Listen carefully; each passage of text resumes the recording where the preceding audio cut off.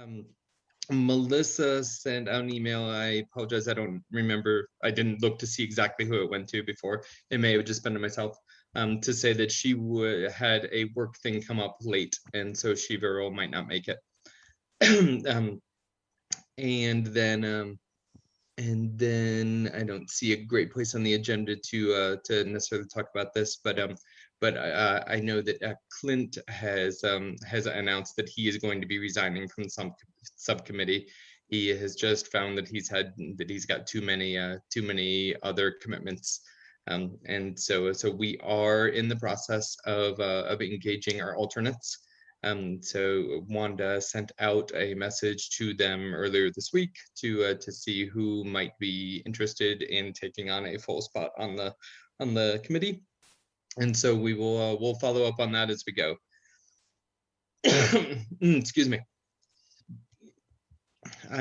So given that, I have not heard from DeAndre or from Jerry. So hopefully they will be able to make it, but everyone else that we would expect to be here is here. So an email just landed in my inbox from Dre saying that they're under the weather, so they won't be able to make it today. I'm sorry, from who? From Dre. From Dre, okay, thanks. Or DeAndre. Yep, no, it's all good. Okay, very good. Okay. Then looking ahead at our agenda, we are going to have some more ethics training from Angela Carmen, our city attorney, later on in the meeting, and we're also going to have I don't see her on here, but have Michelle McCullough give us a talk on historical markers. So assuming she is able to make it. Excuse me. So with that, sorry, I know that was a little bit more of a scattered introduction than usual. Does anyone have any questions or comments before we move into our focus group updates?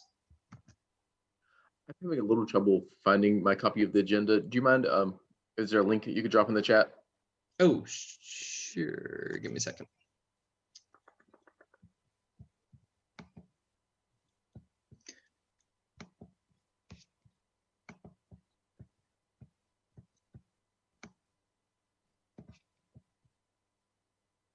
I have a copy that I could forward out.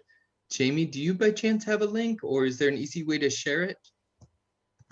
Like on the side of the chat or anything? Sorry. We've copied and pasted in chat before. I can give that a shot.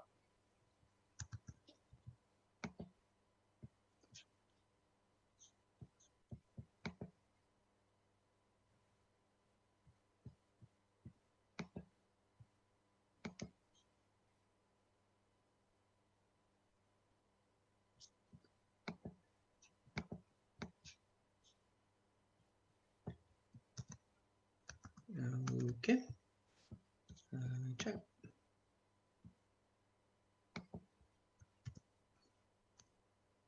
Okay, yeah, good call. Perfect. Thank you so much. Yeah, absolutely.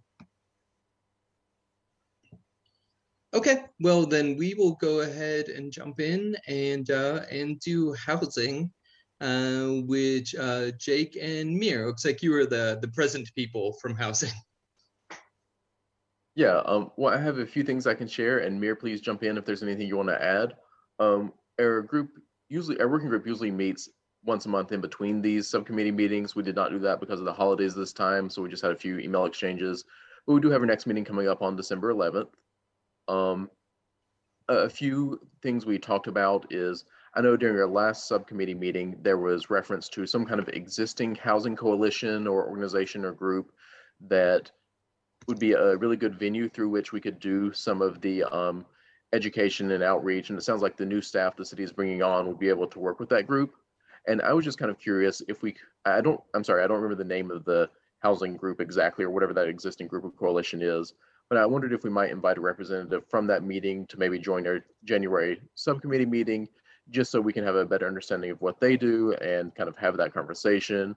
And I know we're probably going to have the new staff coming on around January too, so I'd love to meet them. But I wonder, does anyone know the name of that housing group that was referenced last time?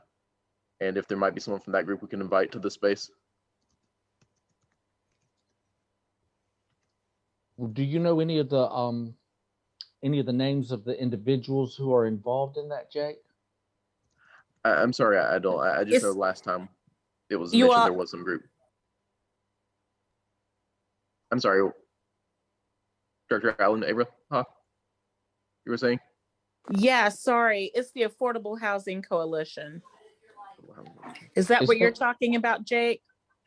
It may be. Like, I know last time our housing work group brought up the idea of, could we do some direct mailings to tenants and landlords in the area? Maybe that's a recommendation we could pass along if that needs funding.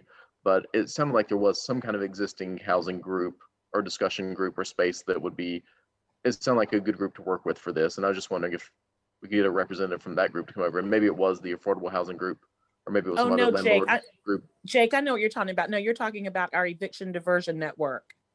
Okay. Yeah, the group that we formed for the housing providers here locally in Winston-Salem, who work to avert eviction, and then they educate the community on resources. Okay, yeah, that sounds right. Would it be possible, do you think, to have a representative from that group just come share with us a little bit next month?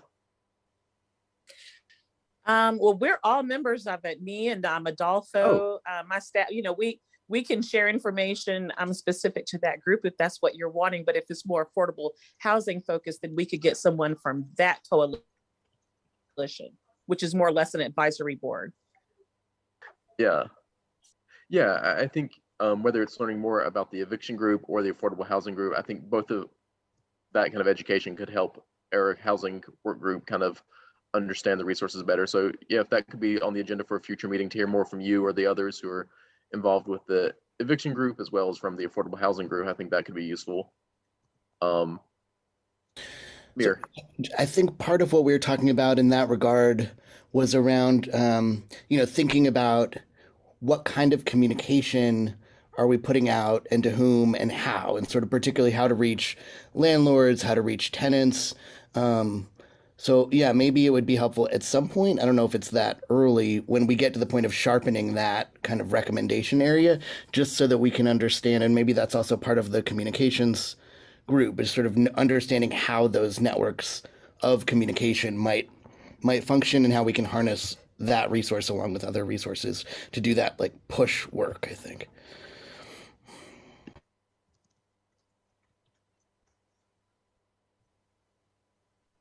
Yeah, and I had a note written here that we wanted to know if it'd be possible as a part of those communications for there to be some kind of direct mailings to tenants and landlords in the area. And I don't know what kind of finances that would require or through what network that would happen, or if the new staff who are coming on board could maybe look into that. But I know that was a question the housing group had. Am I missing anything, Mir? No. All right. And I'll also share that this is veering a little bit outside of the housing work group, but I had a good conversation with the historic resources officer, Michelle, who I'm hoping will be able to join us today, about possibly recognizing local LGBTQ historic sites. I know there's been other cities around the country and even in the state who've done some work around that. And Michelle was telling me that in Raleigh, they're working on that right now, and they've got a pretty good sized budget to work on that. But here in Winston-Salem, there's not necessarily a big budget or any budget for recognizing LGBTQ historic sites. So that may be something we think about as a subcommittee as well. Could we pass along some recommendation for some level of funding, whatever they would need to do that work? And I'm hoping if Michelle can join us, she can share a little more about what the scope of that might look like. But I think that's it for my update, unless anyone has comments or questions. Okay, great. Melissa was going to be our note taker today, so I am jumping in on that. And so if I'm not as responsive, that's why. Oh, and there's Michelle. Excellent. Hi, sorry I'm late. Oh, no trouble at all. Thank you so much for joining. We did go ahead and get started. You have the honor of being number 5 on our agenda, and we're early in 3, so you've got time to get stuff together. Awesome. We're doing great. We're doing great. We appreciate you joining us. Okay. I am going to skip ahead and then skip back for a second. And I'll let Wanda fill in later if need be, but just because we seem to be kind of touching on it, and I know Wanda's in the middle of an appointment and is that got pushed and rescheduled and stuff.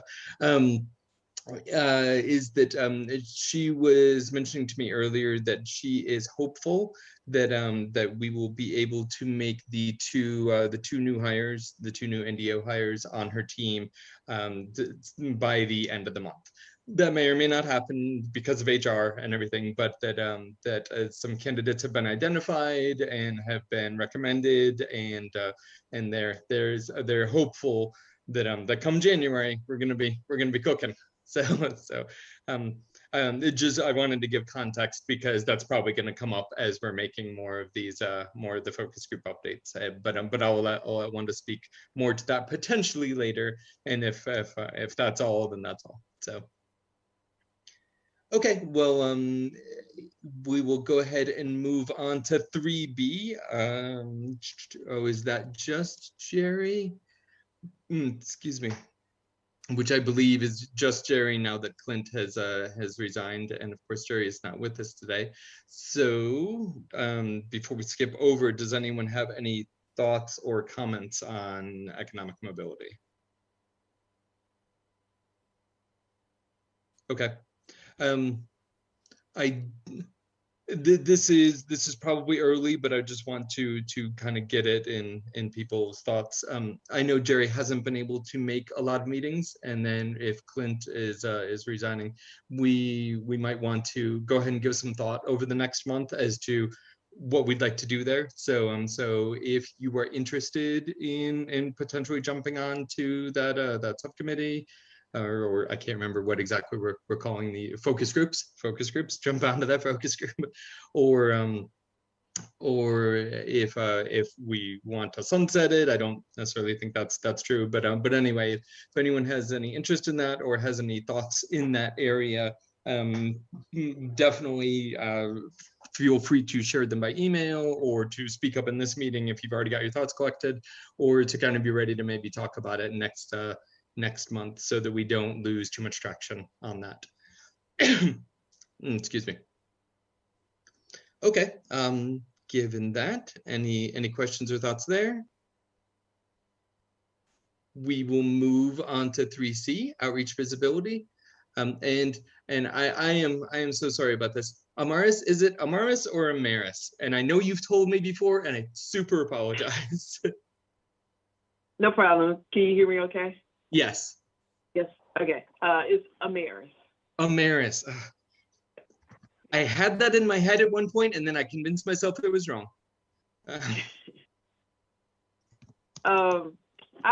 don't really have a update from our breakout group.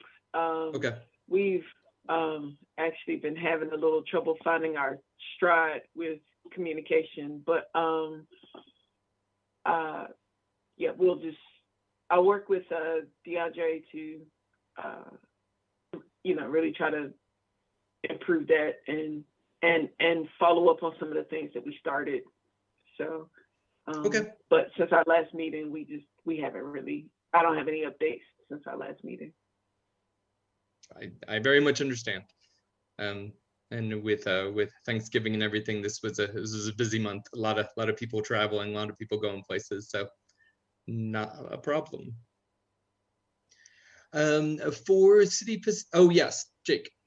I just wanted to ask or mention, I know Jerry was, one project he'd mentioned early on that he was trying to take a lead on was the possibility of getting like a Progress Pride flag themed rainbow crosswalk somewhere in town. And I know there were some different committees or avenues through which that was going to need to travel to happen.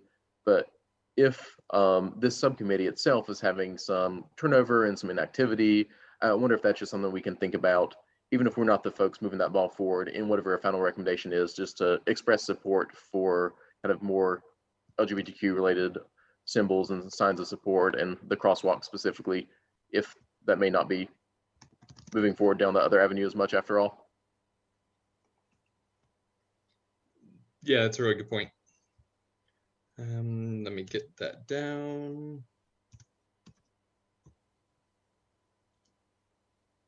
Right, yeah, it sounded like he was really close to the end of that, right? It sounded like it was very far along the process, but when I last touched base with him, it may have been more than a month ago now, and it sounded like that process was turning out to be a little more complex than was originally expected. And so okay. I think during our subcommittee meetings, it was kind of expressed that it was close to done. And then subsequent to that, it was learned that it's not very close to done. And so I think if this subcommittee includes some kind of recommendation that the city continue to look into this, that may help give the nudge it needs and whatever other avenues that are happening to help it move forward. Okay, that's a really good thought.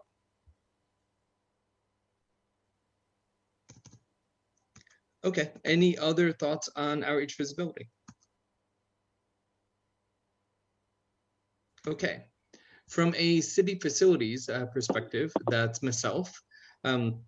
So as you all know, I had reached out to, well, first I'd kind of done some investigation to see if I could figure out what the bathroom situation was for city facilities. That had been one of or I think the item that had specifically been brought up that had opened up that focus group. And so that has been my focus, as it were. I haven't had a lot of luck with city buildings. I did end up getting kind of a list of city parks that have restrooms, but they were not able to identify male, female, unisex. There were a couple that I was randomly able to kind of find some notes on or stuff that that had a unisex bathroom available, but for the vast majority, it does not appear that is the case, as we suspected.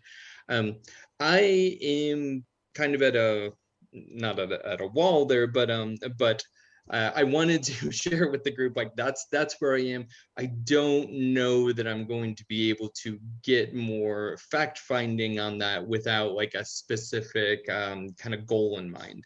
So is there anything that the group would like to pursue as a recommendation, potentially, where I can maybe narrow my focus to like, investigating very specific things? And of course, COVID hasn't helped that I can't just go wandering around in a lot of buildings these days. But so yeah, any kind of thoughts from the group on where we want to go with city facilities?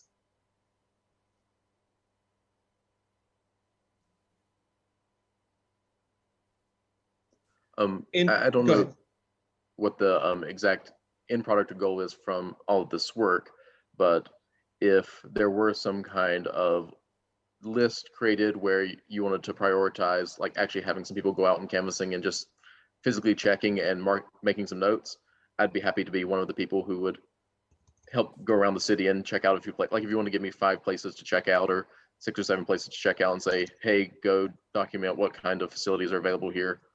Assuming I could get into the spaces, like I don't know which facilities are open, which ones aren't, but sure, I'd be happy to help be a part of a broader team on that, as long as I wasn't like the coordinator on that. But if I was one of the foot soldiers on that, that's something I could do. Sure. No, I totally understand that.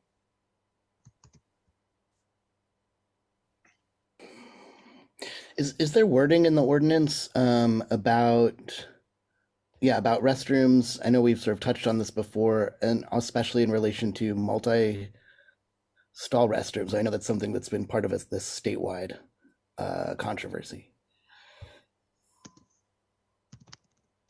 I am going to say, Mir, I don't think there is, and the reason is Angela's on the state General Assembly has not kind of released or relinquished their hold that we can't push unisex bathrooms on anyone. Angela, do you want to address exactly what's going on there? Sure. As it relates to the private sector, it does not appear that the city has the ability to address restrooms. Of course, we can address our own restrooms, but in terms of third parties, based upon the general statute, it doesn't appear that we have the authority to dictate or address restrooms and how they should be labeled and identified and so forth. So. Can we make suggestions? I mean, I'm just thinking if we are doing trainings or whatever for, businesses across the city or whatever it is that comes out of our work. I mean, can we just talk about why it is that, because I think it can be ignorance around some of the restroom issues. Can we include an educational piece, even if we're not requiring that people do certain things with restrooms? Do you know what the state's language is around that? I would think you could include some information or some suggestions. I don't know that it would prohibit that, as long as we understand that the city doesn't have the ability to really address or enforce it. But maybe encourage businesses to look at labeling and identifying the restrooms. And maybe find one or two businesses that have done that and gotten positive feedback and kind of use them as a case study.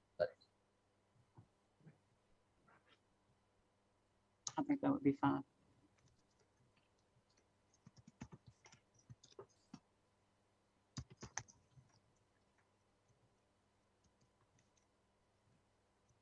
Sorry, I am taking my notes. I did, Jamie reminded me of the gentleman's name, John Louder. He has left the Piedmont Triad Apartment Association for a new job. So what I dropped into the chat box is the link to the Piedmont Triad Association, because it's a membership association.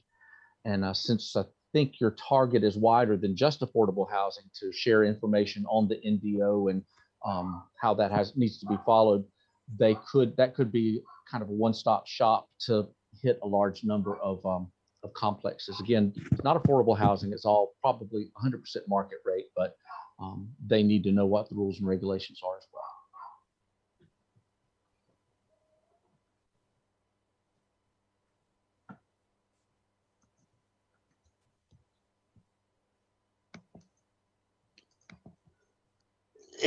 Excuse me. Okay, well, I think that that gives me some direction. I appreciate it, on possible avenues for city facilities. Any other thoughts or questions there before we move on? Okay. So for social services, that, if I recall correctly, is myself and DeAndre. Yes. We have not met in the past month, but we had kind of split up our assignments, and I did reach out to Family Services, which I understand is a county-run organization, but just to see what their if they had any LGBTQIA plus focused training, services, counseling, anything of that nature, to so that if they do, that is something that we will probably deprioritize. If we're trying to make recommendations for city, we might try to publicize that a little bit, point people in that direction, but that wouldn't then be something that we thought we needed to create from scratch from a city perspective. So just part of our fact finding of finding out what is out there. I have not yet heard back from them. To be fair, it was only a couple days ago. So I will kind of stay with that and hopefully have an update for next meeting on that. And then I don't unfortunately have an update from DeAndre. So excuse me. So he and I will try to meet here soon so that we can get back together and kind of form a strategy going forward. Josh, I know when we were talking in our housing focus group about different updates we'd have for today, DeAndre had shared a couple of attachments, a couple of PDFs that you maybe already seen. I think they're maybe from the Human Rights Campaign or SAGE or some of the LGBTQ groups. But I'm going to forward that email along to you just to make sure you have them too, because it's not like that was more social services and housing related than it was, or social service related than it was housing related. But maybe It is kind of touching on housing too, with supportive senior housing. But I'll pass it along your way if you want to take a look, because it sounded like from what he was saying that there's some kind of human rights campaign rating of, or notation of which senior facilities are LGBTQ friendly across the country, and there are none currently in Winston. And maybe that's just a matter of the facilities knowing they need to communicate with the human rights campaign. They maybe just don't know that. Maybe there are friendly ones, but I don't know exactly where that all lands, but I'll forward you those attachments to take a look at. Okay, thank you. That's wonderful.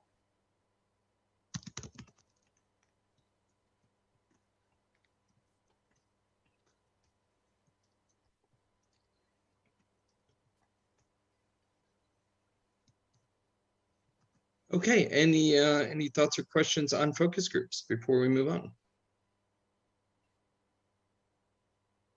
Okay, well then Michelle, you were up if you're ready to go. So Michelle is going to speak to us about historical markers and our options there. Well, hello everyone. So I'm joining you because I was asked. Jake had kind of reached out and found out about a really unique program that was going on in Raleigh, a project that they started pre-COVID, and it kind of, again, like everything else, got shut down when COVID started, and they picked it back up. But it's a project where they're looking at their LGBTQ community, trying to get some context about the history of the community in Raleigh, and that sort of thing. So I reached out, and it is through their Historic Resource Commission. I reached out to their staff there to find out, what are you guys doing? How are you doing it? How are you paying for it? All that kind of interesting stuff. And I got lots of great information. They sent me all their stuff. And to be quite honest, they've hired a really great consultant. They kind of put out this RFP and had 3 responses, and they were everything from a low bid to kind of a lot of money project to a lower money project. But, for more money, you got more done. And they kind of went sort of in the middle, she said. And then COVID hit, and they've kind of added a really large staff factor to it. But what they're doing is trying to start that context and trying to start conversation about the history of the community, in the larger Raleigh community and Wake County community. I'm not sure how far out it really goes. It's a $10,000 project. Their Historic Resource Commission, unlike ours, has a budget and has funding. I wish we had some, but there are lots of grant opportunities out there. So they utilize their own budget, and it is a very small project. If you look at it, because it's getting the conversation started, they're going to do 10 oral histories. There is going to be no recommendations for the National Register, which was one of Jake's questions and interests is, are these things getting listed on the National Register and that sort of thing. So they are kind of right in the process of picking it up and handing over the staff work to the consultant. So they don't have an end product yet, which I'm very interested to see what they end up with, how they, how it's written, and then what they do with it. So in the meantime, there's two historic resource staff for the city and the county, myself and Heather Bratland, and we've been interested in finding out about these projects. And so we've been kind of searching the web for other locations, other places that are doing things. And DC has this huge report that they've done on a context in DC, and it's a great example. And what I love about it is they go back and kind of tell our almost nation's history of the community, and they give us that, which is a great start. So I'm here tonight to kind of, I think, begin a conversation. And in the Historic Resource Commission, we do buildings. I'll be honest with you, buildings, neighborhoods, developments, anything in the built environment, from bridges to, and even cemeteries and things like that. So focusing on a group of people and where they were in our community, that's right up our alley. But focusing on people and that sort of thing, then you verge over into history, where I think with this kind of project may need to be, may need a couple groups to come together, like human relations to work with historic resources, to work with maybe the students at Wake Forest who have already begun projects looking at that history. So I guess I'm coming here today. A lot of our stuff is 50 years or older, and a lot of this stuff is still in that, what I would call the infant stage of history, but it goes back further. We need to dig in, we need to find out the history. So I think I'm here tonight to kind of start and open a conversation and to maybe kind of come up with some ideas, how we can acknowledge this group's interaction in our community. The historic markers, which got on the agenda, that is one of our programs we do. They meet once a year. And you can apply for a marker. There's criteria. It is a very competitive process. We had 9 applications this year for the city, and the city funds 2 markers a year. But that's an option. I also think there might be a lot of other options we can kind of think about and maybe pursue. But I think we've got to start having that dialogue and that conversation. So that's in a skinny. That's kind of what I've looked, researched, and what I found out, and who I am and who we are, and I'm open for questions, ideas. The Historic Resource Commission, I will tell you, is part of planning. We're having a retreat in January, and we do have this topic on our retreat agenda already to talk to them about it. Again, because we don't have funding and because we're under planning, we do have a work program. So our work program for next year is already kind of laid out in front of us. There's only 2 staff. So we have a commission, and they have to hear, those neighborhoods that have to get permission to put new windows in and things like that. That's the group that hears all that. So they have kind of a meat and potatoes that they do. But again, they do National Register. They do survey projects for our county and things like that. So lots of opportunity, I think. But again, I think we're here to start a dialogue, hopefully tonight, and continue that. Does that sound good? Is that where I'm new to your group too, so no, that sounds great. Thank you. Well, I'm very excited about this. Just to add a little additional context, Michelle, you just referenced the WFU student project. Vice President AJ Mazaris, who also teaches at Wake Forest, runs some student projects and classes from time to time. And I remember going to the presentation from their students on like local queer histories, oral history kind of project they did. So we do have at least some starting place. So I shared the link for those results in the chat. And I've done a little more digging that I've shared with Michelle about kind of cross-referencing that against like some local newspapers and historical articles to try to find some dates on these, because it sounds like the 50-year-old plus marker is one of the important markers for some kinds of recognition. I also think it would be really interesting to explore, in addition to the more official and formal things like the National Registry or the city's official markers, which may be more limited in some ways, are there additional, maybe less formal ways of recognizing local queer history and putting up some plaques or putting up some information or sharing something on a website or having something where the city kind of is recognizing queer history in a way that doesn't require jumping as many hurdles to get it done. And then down the road, we can build towards some more official recognition. But I think that could be really interesting to explore. So I'm interested to see where that goes, to see what kind of partnerships. I know this subcommittee is a subcommittee of the HRC. So I'm interested to see if there could be partnerships between the HRC and the Historic Resources Commission over in planning. And then I know ultimately the subcommittee's intent is to make some recommendations. And I wonder if one of those recommendations might be provide some funding for this project. It sounds like it's a $10,000 grant or fund or something over there in Raleigh. I don't know what level would be needed locally here to get the ball rolling. Michelle, do you have any thoughts on that? Or maybe that would come out of your January retreat? Right. I'm not quite sure, because we'd have to put the parameters of what exactly. I think the Wake project is a great starting point and is going to be a great help to that. Raleigh sounds like they started cold.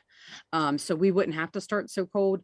I like your idea about thinking outside the box in less formal ways. I'll give you 2 other examples that we've done in our department for African American History Month in February. We've worked with our marketing department, and one year we did, it was like a game show, Jeopardy questions about African American history. And then, people could put things online. It was on the city's website. And then during Preservation Month, which is May, we put out information. This past year, we focused on our medical history here because of COVID and things like that. It was very appropriate. I'm not sure, and I apologize if there's a month or a week or a date that celebrates, maybe Gay Pride. I know there's a parade in a week, but if there's a time, maybe we could do some stuff on our website, and create, did you know, and that creates that enthusiasm for people. Wow, I didn't know that. And then more people come out and say, hey, well, I got another story for you. So it also helps us in the greater good. And it's a way to celebrate it. It's to celebrate the community. So again, I do think there are ways, to do that, but I think it's going to have to be a discussion and put together. So. Yeah, I would love to see that. And in particular, I would flag June as Pride Month is a big time for these kind of events. And I know Winston-Salem traditionally has a Pride parade in October, which got postponed because of the pandemic. So I know right now Winston-Salem Pride is looking at doing that parade in June. So there'll be even more activity in June than usual. So June is a big month, but October also is. October is Queer History Month. And so that's kind of like it doesn't get quite as much fanfare, I think, as Pride Month, but I would say June and October are the kind of two big months when I see a lot of coordinated activities around that kind of thing.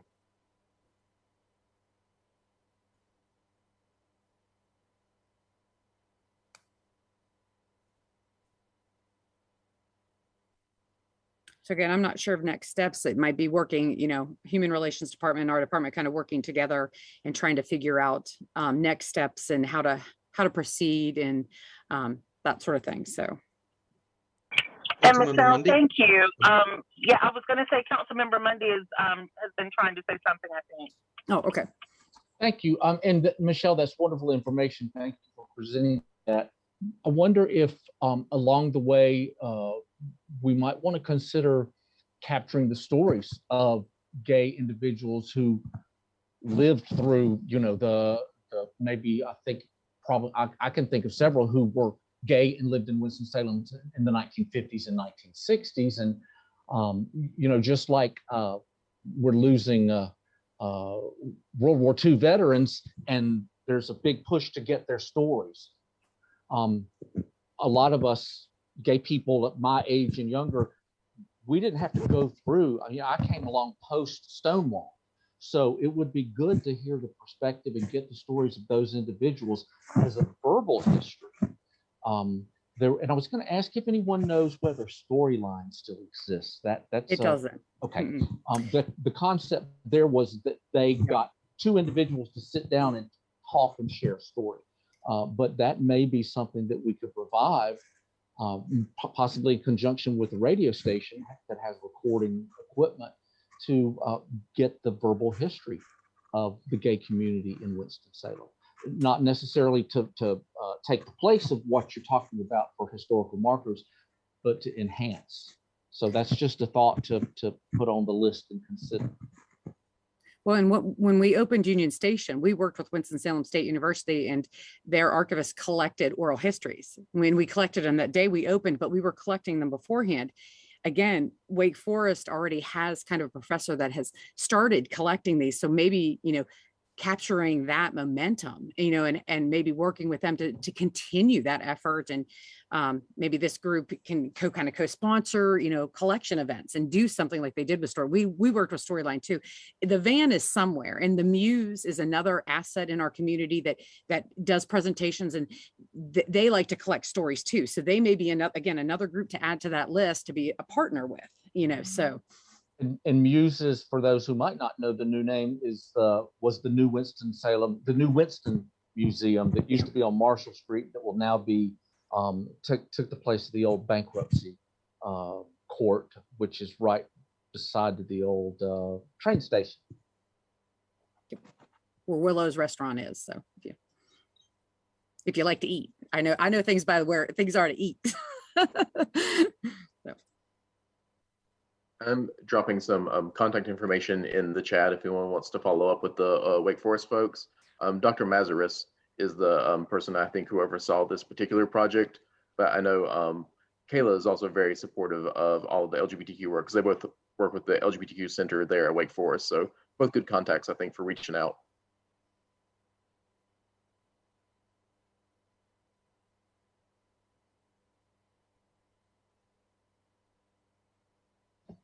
I'm trying to copy paste that in my minutes, just a second.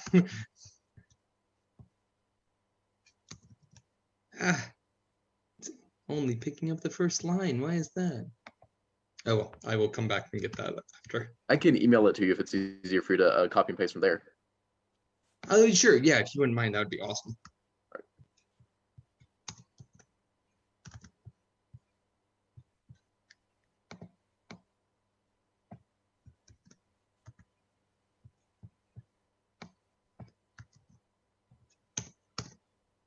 Okay, well, excellent. Any other questions or thoughts for Michelle right now? Wonderful. Thank you so much, Michelle. Thank you for jumping on and for kind of giving us that information. That's fantastic. That's a really good start there. So, I had skipped over Wanda's updates. I know I had mentioned her hope that the 2 NDO positions will be filled this month, but and I know Wanda may or may not be indisposed at the moment. So Wanda, do you or Jamie or Adolfo, do you guys have any other updates from the department? Oh, look who's in her car. Yeah. Thank you, Josh. I don't have any other updates because I think you've already provided the updates with respect to the NDO position. Excellent. Yeah, so Okay. if you've provided those updates in terms of that, then that was really all that we had that I could think of. Jamie, Brittany, Adolfo, is there anything, Myra, that I might be forgetting that's NDO related that you know of? I don't think so. Okay. Very good. Well, thank you so much. Thank you. Thank you. Then, Ms. Carmen, I think we are ready for you for some more exciting ethics training. Thank you so much for coming on, and the floor is yours. Oh, you're still on mute.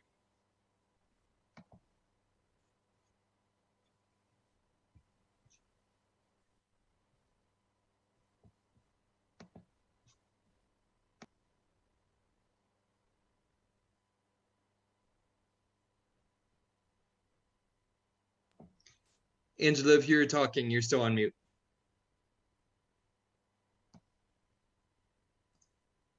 Thank you. Sorry about that.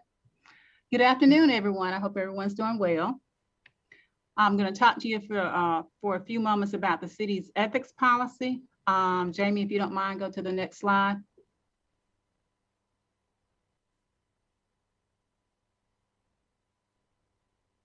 Okay. So why did the city council adopt an ethics policy? The city council's basically had an ethics policy, or at least provisions or a semblance of a policy since, well, for decades now. I started in 1988, and there was a policy in the city employees handbook and certain provisions in the personnel resolution. In 2009, the city council decided to adopt a uniform policy, sort of gather all of the provisions from the different places, from the personnel resolution, from the handbook and the city code, and apply that policy basically to city boards, commissions, itself, the city council, and city employees. Next page, please.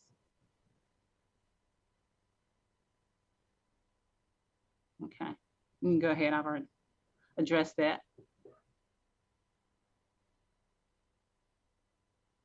Next page. And the policy, when you look at the policy, which I sent to everyone with the PowerPoint presentation, you'll see that the policy applies to city representatives. As I indicated, that definition, or the policy itself, applies to employees, elected officials, appointed officials. When I say appointed officials, I mean members of city boards and commissions and so forth, in the performance of their public service to the city. Next page. In the policy itself, there is a general provision that prohibits the receipt of and the giving of gifts in connection with public service. And gifts is defined as, or includes, but is not limited to, money, gift cards, food, beverages, and entertainment. Next page, please. Okay. There are some exceptions noted in the policy, and I'll go through a few of those. One of the exceptions is if, in the case of city employees attending a professional event where there's a banquet of some sort, attendance at that banquet would be an exception. There's also an exception for meals or non-solicited discounted meals that do not exceed $25. And that is provided that the vendor or whomever is providing the meal has no anticipation of or expectation of getting city business, or is not providing city business at the time, or business to the city at the time. What I've always said to folks, if there is a question about it, or if there's any doubt, it's best to decline, just say no. And that way you don't have to worry about it. Next slide, please. Okay. Also, one of the exceptions is discounted meals to all city employees. There are a few restaurants in town that do provide discounts to all city employees. I'm not sure if that includes board members as well, but I know a few of them do provide discounts to all city employees. So as long as it applies to all, that's not a violation of the ethics policy. And as it indicates at the bottom of that slide, publicly acknowledged meals and so forth. Another exception is are plaques publicly presented in recognition of public service. Next slide. The receipt of an honorarium for participating in meetings, that's an exception. Also, we do have an exception for advertising items or souvenirs of nominal value, and $25 is presumed to be nominal. So if somebody wants to, go into the ballpark and a souvenir of the ballpark, the owner decides to give, I don't know, city employees or appointed members a stress ball. Most stress balls don't cost $25. So that would be fine. Now, leather portfolio is likely to be more than $25, and that should be declined. Next slide.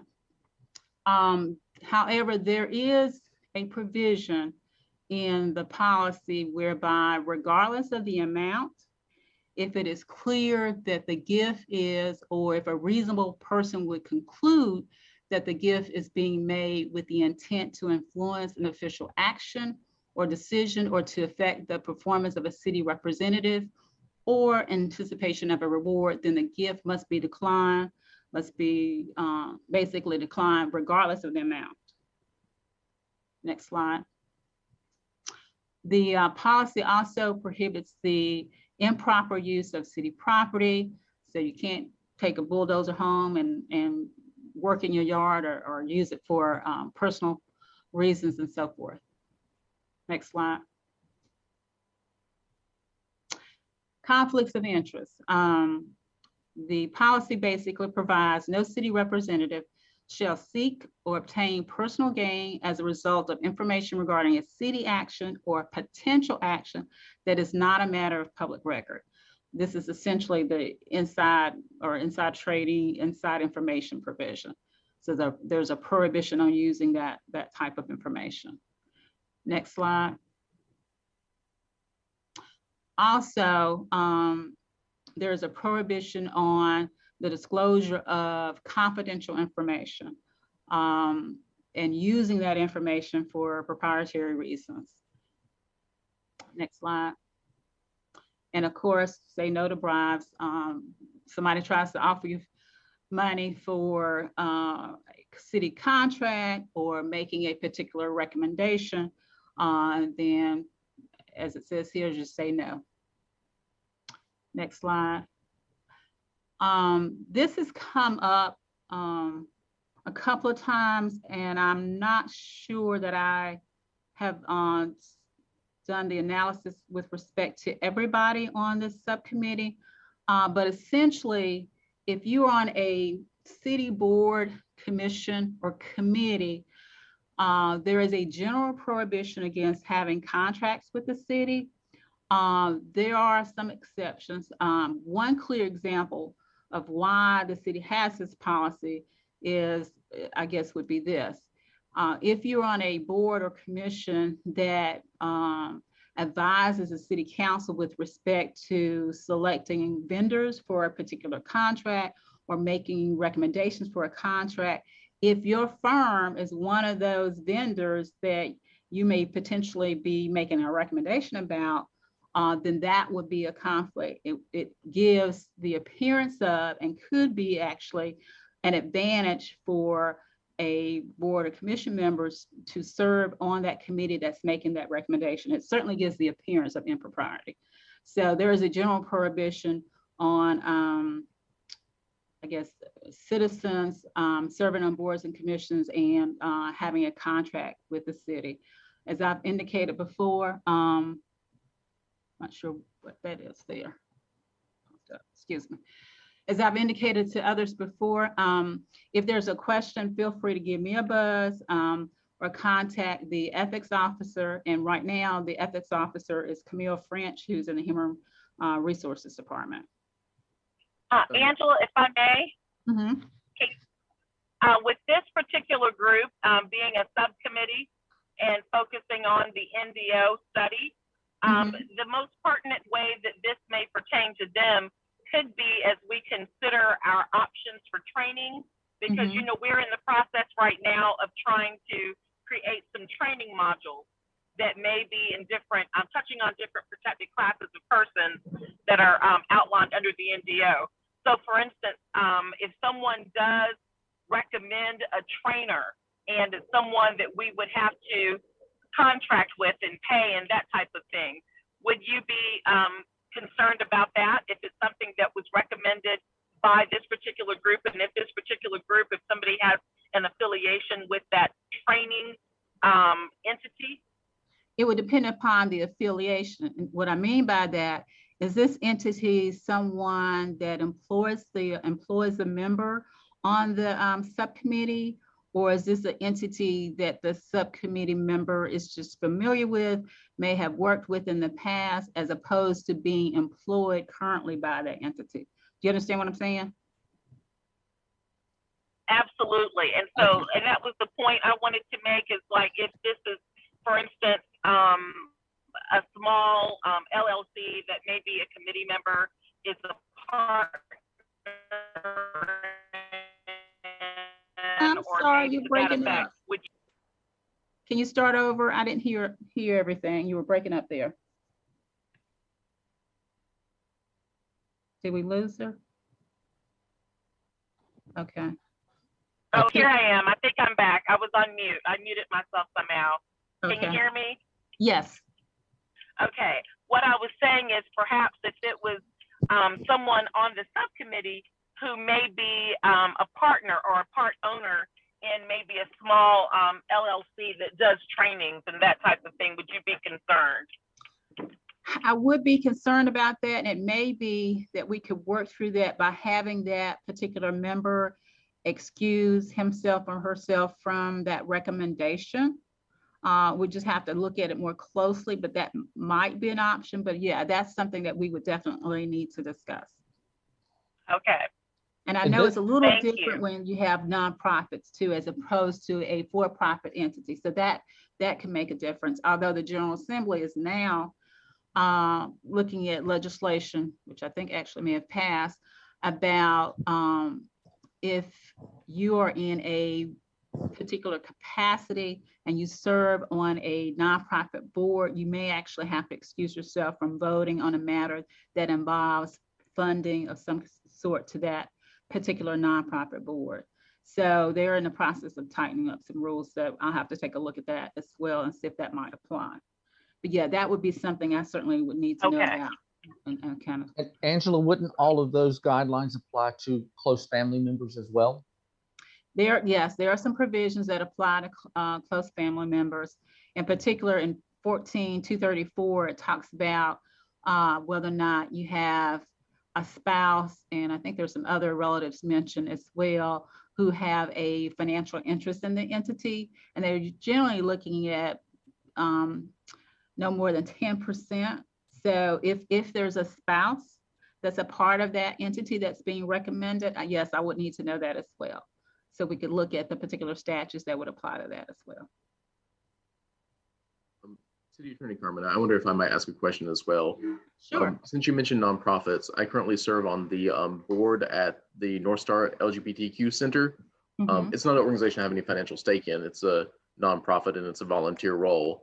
But I do know at least one board member, maybe more recently, attended a informational presentation by the city about various COVID relief funds and other support things, and they were looking into, are there any grants there that they might apply? Like, I don't think currently North Star is very entangled with the city in terms of finances, but I know they were looking at, would it be appropriate to apply for any grant funds there? I don't know that I'd be directly involved in that process. And at the same time, I don't think this subcommittee or even the HRC is probably the one involved in passing out funds from the city related to COVID relief. That's probably more public health or some other area. But is there anything there where I need to be careful or recuse myself or anything? Just give me a buzz. Let's talk offline. From what you described, it sounds like it would be okay since you're not going to be involved in that process at all, and it certainly would not be coming through. I don't see any reason why it would come through this subcommittee, but I like to make sure I have all of the facts before I give you a definite no problem. Okay, great. I'll send you an email. Thank you. Okay. Include as many facts as you can in the email. Okay. Any more questions? Let's see. I think we may be close to the end. Yeah. Again, if there are any issues or questions regarding the ethics policy and whether or not there might be a potential violation of that policy, and just wanting to make sure you're in compliance with it, you can feel free to give me a buzz, or you can talk to the ethics officer, Camille French, who's in Human Resources. She and I are kind of both handling ethics questions, complaints, and concerns at this point in time. I had a question. I threw it in chat, and you probably didn't see it. You know, I'm not good at navigating chat and things like that. The question was the honorarium. Is there some dollar maximum? Because that seems like that's an area where, you know, somebody could skirt the rules and say, I'm going to give you a $10,000 honorarium. So what are the guidelines there?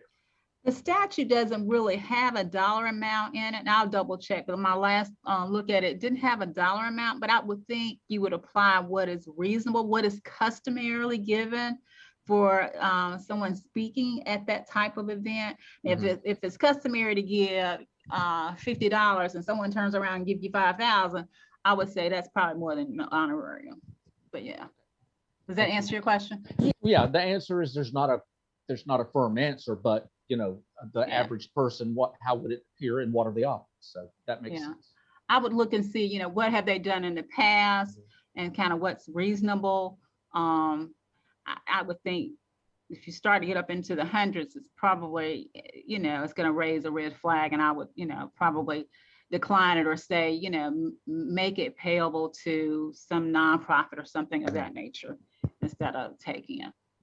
Okay, thank you. As I tell folks, if you really have to ask, it probably is something you shouldn't do. So, any other questions? Josh, I started to ask you, and I probably should have done it early on, how many board members, committee members are actually missing? It's a good question. That's a number I should know right off the top of my head. So, Melissa and Jerry and DeAndre, and then Mir left early. I am missing someone. Who am I missing? So I might have to repeat this. Is this session being recorded, Wanda? Can I have them just view it? It is, Jamie? Okay. Yes, it's being recorded, yes. Okay. I was not missing anyone. That's but still, yes, that is several. Okay. Yeah, it looks like 4 at least. So I may need to send an email to them to at least watch it and fill out a form letting me know that they've watched it. I mean, by the mere fact I see you all here, you've gotten your attendance credit. You don't have to do anything else. So, okay. That's all I have, unless there are more questions about ethics. Like I said, I'm always here, and Camille French is here, and Human Resources as well. If we don't know the answer, we'll be happy to do some research and get back to you. And like I said, Jake, just send me an email with the facts, and we'll talk about that particular matter. Will do. Thank you. Sure. Well, that's it for me. Okay, well, thank you so much. Sure. Okay, moving on to our next agenda item is community updates and events. Does anyone have anything they'd like to share?